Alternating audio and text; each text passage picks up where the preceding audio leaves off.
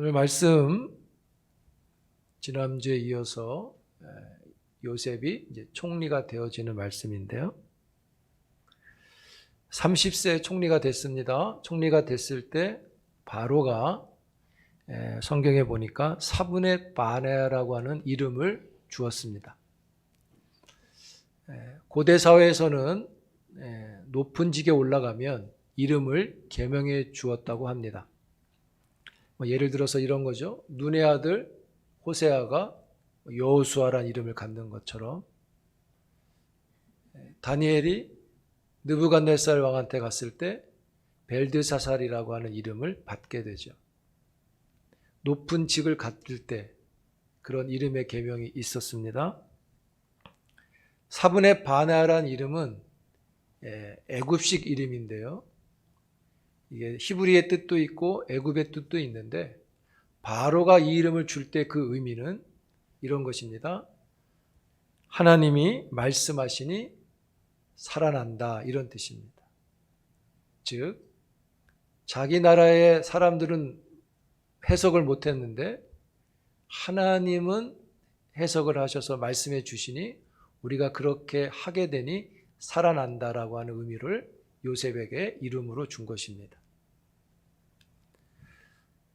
이 이름에는 요셉이 애굽을 통치할 거란 의미가 있는 겁니다. 그러니 너희들은 요셉의 말을 들으라 하는 것이죠. 새 이름을 받은 요셉은 성경에 보니까 보디베르의 딸 아스낫과 결혼해서 가정을 꾸립니다. 성경이 요셉이 애굽 사람으로 변신하는 모습을 기록하고 있습니다. 이름도 바꾸고 가정도 꾸리고. 그러나 흥미로운 것은요, 이름이 바뀌고 이방 여자와 가정을 꾸렸는데 성경은 줄곧 그의 이름을 요셉이라고 언급하고 있다는 거죠. 여러분 55절에 보세요. 바로가 사분의 바네라 하는 이름을 줬잖아요, 요셉한테. 그럼에도 불구하고 뭐라 그럽니까? 바로가 백성들에게 말하되 요셉에게 가서 요셉이 시키는 대로 하라. 자기가 이름을 주고도 요셉이란 이름이 쓰여지고 있죠. 이것은 총리가 되고 이방 여자를 얻어서 가정을 꾸려서 애굽 사람처럼 변신하지만 요셉은 여전히 언약 안에 있는 하나님의 영에 감동된 요셉이라는 것을 이름이 보여주는 것입니다. 그래서 요셉이 총리가 된 건 바로가 사분의 바네아라고 하는 이름을 줘서가 아니라 하나님이 요셉을 총리로 세웠다는 것을 이름을 통해서 알 수 있는 것이죠. 그래서 사분의 바네가 총리가 아니라요, 요셉이 총리란 사실을 성경이 강조하고 있습니다. 여러분, 그러한 배경을 놓고 볼 때 하나님께서 우리에게 성도란 이름을 주셨죠. 경건하게 받으셔야 합니다. 목사, 장로, 권사, 집사, 성도의 직분과 이름, 하나님이 허락하신 겁니다. 이름을 우리가 중하게 받아야 합니다. 그래야 주신 분을 존중하는 것입니다. 여러분들에게 주신 귀한 직분과 이름을 잘 감당하는 여러분 되기를 바랍니다. 요셉이 해석한 대로 7년의 풍년이 왔습니다. 오늘 주보에 보니까 요셉과 7풍년이라고 되어 있죠. 연자가 빠진 겁니다. 어떤 깊은 의미는 없습니다. 그러니까 왔다 갔다 해요. 누가 물어보더라고요. 7을 강조하는 거냐고 그랬어. 아니, 연자가 빠진 거라고. 국가적인 풍년입니다. 애굽 온 땅에 곡식이 많습니다. 요셉이 7년 동안 곡식을 거두어 저장합니다. 성경에 보니까 한 곳에 저장하지 않고 각 성읍마다 따로따로 저장했다고 기록합니다. 다 이유가 있습니다. 젖어가는 곡식이 너무 많아 헤아릴 수가 없어요. 이때 국가의 풍년이 막 있을 때 요셉이 두 아들을 낳죠. 므낫세와 에브라임. 특이한 것은 두 아들의 이름을 히브리식으로 짓습니다. 므낫세는 잊었다, 그동안의 모든 것들을 잊는다, 이런 의미가 있고, 에브라임은 이제부터 하나님이 번성케 하신다라는 의미를 갖고 있습니다. 억울한 13년의 인생 잊고 새롭게 하나님의 은혜로 시작한다는 의미가 크죠. 애굽이 풍년입니다. 요셉도 풍년입니다. 여러분의 가정에도 풍년이 있기를 축복합니다. 7년의 풍년이 지났고요. 54절에 보니까 7년의 흉년이 시작되었다고 말합니다. 흉년이 시작되었지만 54절에 보니까 애굽에는 곡식이 있습니다. 왜냐하면 풍년이 있었기 때문인 거죠. 그런데 상황이 급하게 바뀝니다. 55절에 보시면 애굽 백성들에게도 굶주림이 나타나기 시작합니다. 그들이 아우성치기 시작합니다. 창세기 45장에 보면요, 이런 말씀이 있습니다. 이 땅에 2년 동안 흉년이 들었으나 아직 5년은 밭갈이도 못하고 추수도 못할지라.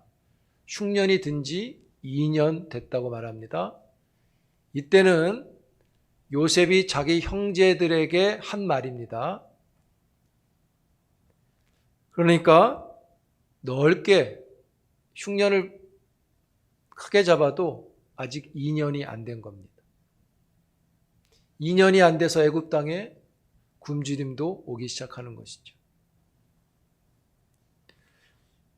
요셉이 곡식을 살아온 형제들에게 한 이 말을 들으면 이미 온 세상은 애굽보다 더 극한 가뭄의 흉년을 겪고 있는 것이죠. 여러분, 풍년일 때는 걱정이 없습니다. 그냥 누리면 됩니다. 그렇죠? 걱정이 없습니다. 누리면 되죠. 오히려 걱정은 흉년인 거죠. 흉년은 다른 문제이기 때문입니다.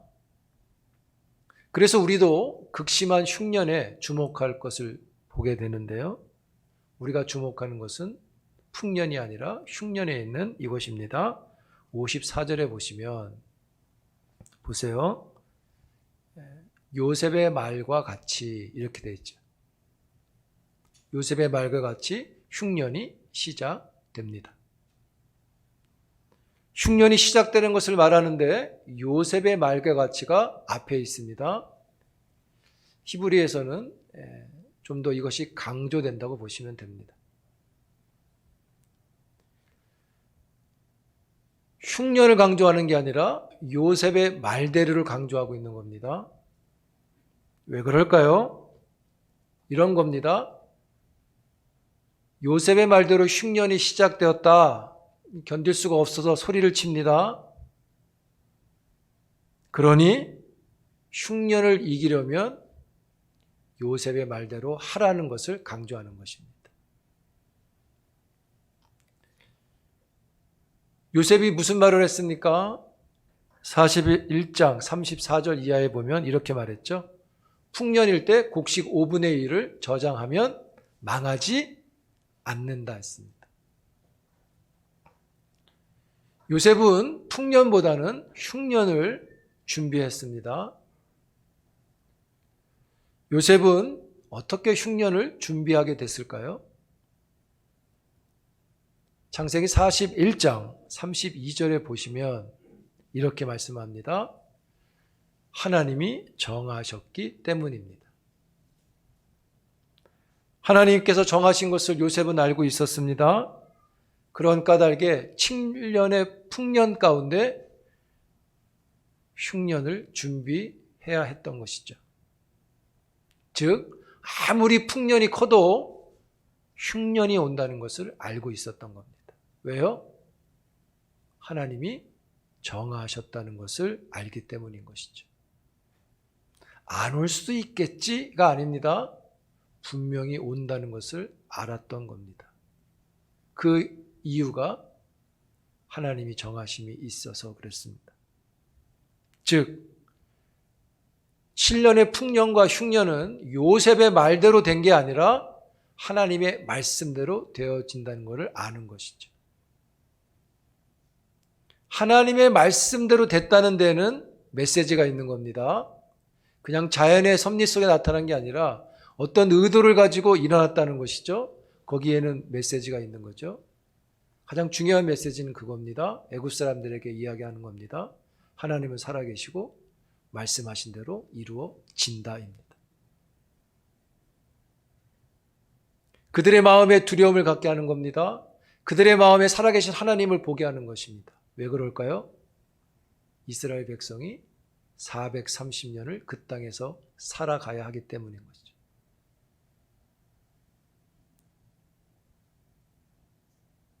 여러분, 하나님이 말씀하신 대로 된다는 이 말씀의 다른 의미는 하나님이 세상을 통치하신다는 말과 같은 것입니다. 민수기 23장에 이런 말씀이 있죠. 하나님은 사람이 아니시니 거짓말을 하지 아니하시고 인생이 아니시니 후회가 없으시도다. 어찌 말씀하신 바를 행하지 않으시며 하신 말씀을 실행하지 않으시랴. 아멘. 요셉은 하나님이 정하시면 그대로 되는 것을 알았습니다. 그럼 요셉은 어떻게 알았을까요? 꿈꿔서 알았나요? 요셉은 하나님을 체득했습니다. 어린 시절 채색 옷을 입었죠. 하루아침에 노예의 옷을 입게 됐습니다.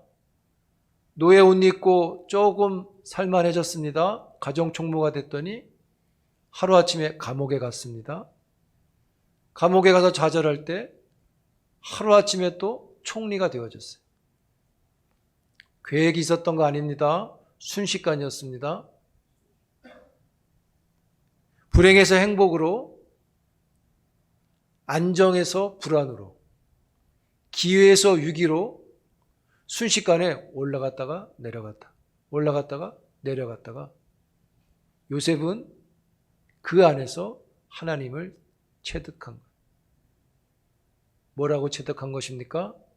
하나님은 정하신 대로 순식간에 하루아침에 역사를 바꾸시는 분임을 알고 있는 것이죠. 자기 인생을 보니까 하나님은 정한 대로 하시는 분이고 순식간에 하시는 분임을 알게 된 것이죠. 그래서 요셉은 하나님이 정하신 이 흉년을 모른 척할 수 없었던 거죠. 애굽에 나일강이 있습니다. 나일강은 풍년의 대명사죠. 물이 범람하여 애굽 땅을 다 적시면 곡식이 많이 납니다. 애굽엔 풍요와 다산의 신이 많습니다. 열재앙을 내릴 때 그 신들이 대부분 그런 신들이에요. 그런데 나일강이 흉년을 이기지 못하고 있습니다.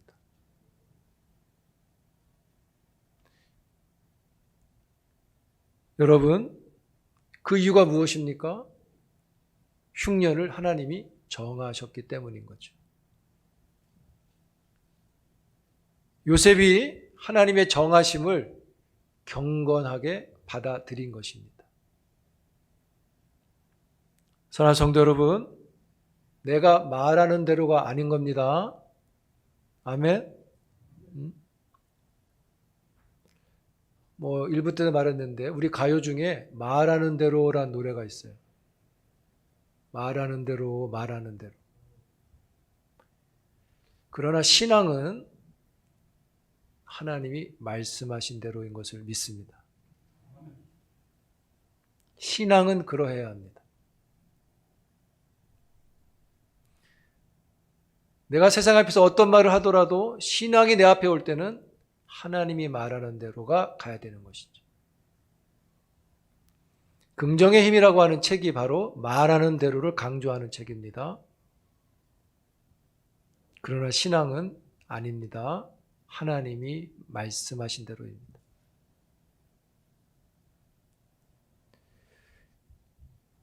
왜요? 하나님이 다스리시고 성취하시기 때문입니다. 여러분, 사람은 살아가면서 인생이 힘들면 자꾸 그 인생을 원망하게 되고 그 인생을 원망하는 속에 있는 대상들을 미워하게 되죠.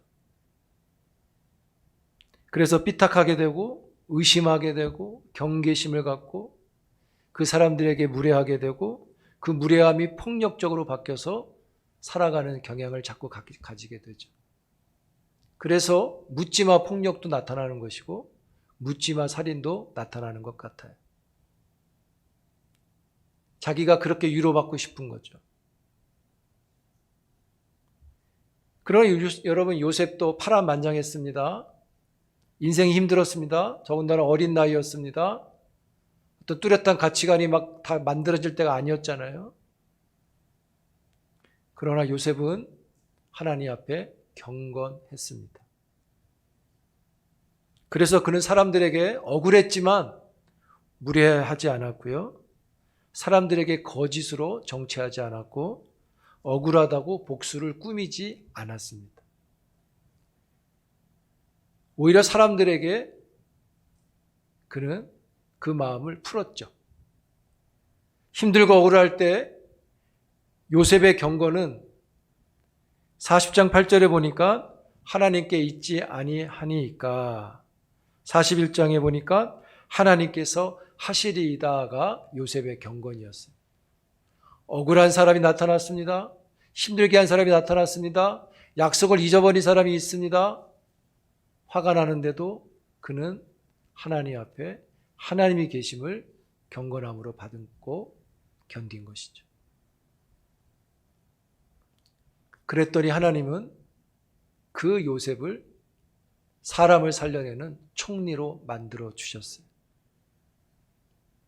자기 하나 살려고 아둥바둥 했던 것이 아니라 하나님께 기다렸더니 많은 사람을 살리는 총리가 되었다는 것이죠. 하나님이 하시는 일입니다. 여러분, 성경에 보니까 애굽 백성들이 살고 싶으면 요셉이 이르는 대로 하라고 말합니다. 온 세상 사람들도 살고 싶으면 요셉이 이르는 대로 해야 합니다. 그 내용이 이제 42장부터 나오게 되죠. 여러분, 요셉이 세상 사람을 살려낸 데는 어떤 것이 작용된 건가요? 총리이기 때문에 살려낸 것인가요? 그가 똑똑해서 그렇습니까? 아닙니다. 요셉은 많은 사람을 살려낸 요셉의 배경에는 요셉이 하나님이 이르신 대로 했기 때문인 겁니다. 그리고 공물을 저장하고 그 공물을 막 퍼주지 않고 아주 질서 있게 하나씩 그들을 살려낸 일들을 하게 되죠. 42장의 내용을 보면 요셉이 정치적으로 식량을 푸는 모습이 하나도 없습니다. 바로를 위한 것 같고 애굽을 위한 것 같지만 실상은 온 나라 백성을 살려내는 일을 집중하는 것을 보게 돼요. 왜요? 하나님이 그들을 살려내기를 정하셨기 때문인 거죠.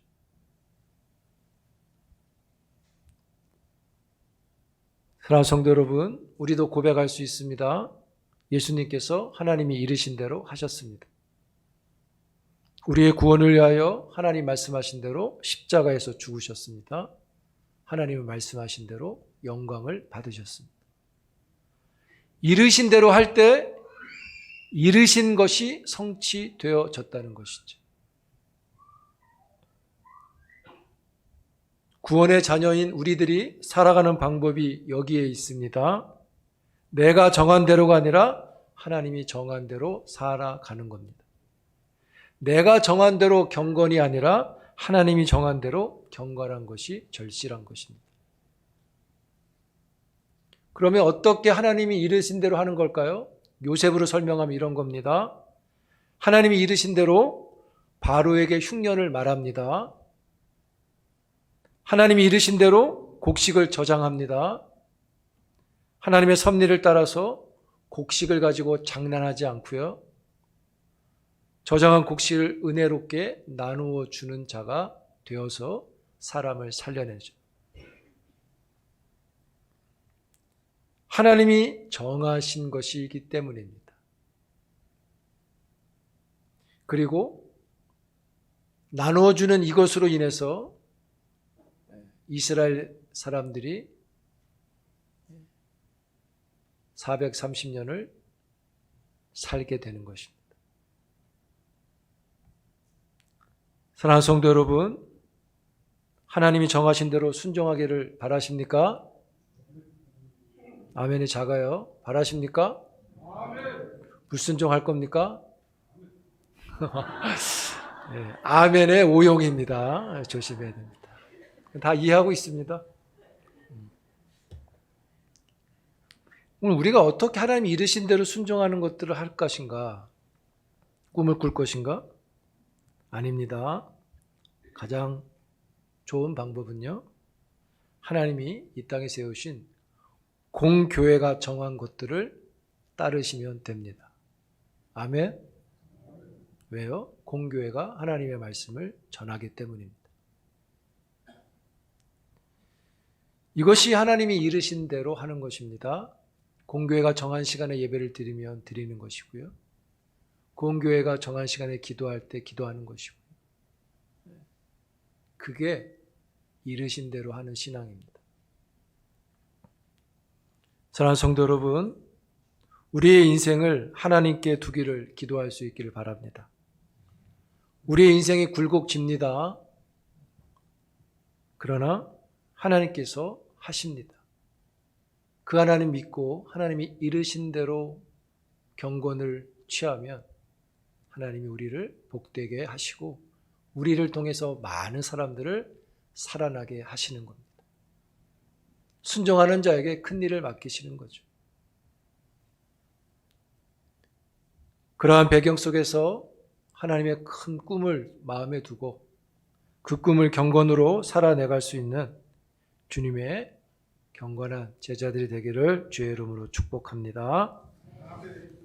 기도합니다. 하나님 감사합니다. 하나님이 하시는 일들을 보게 하시고 그 일에 순전함으로 순종하며 나아가는 경건한 주의 종들이 되게 하옵소서. 내가 말하는 대로가 아니라 하나님 말씀하신 대로가 우리의 신앙이 되어지도록 다스려 주시옵소서. 예수님 이름으로 기도합니다.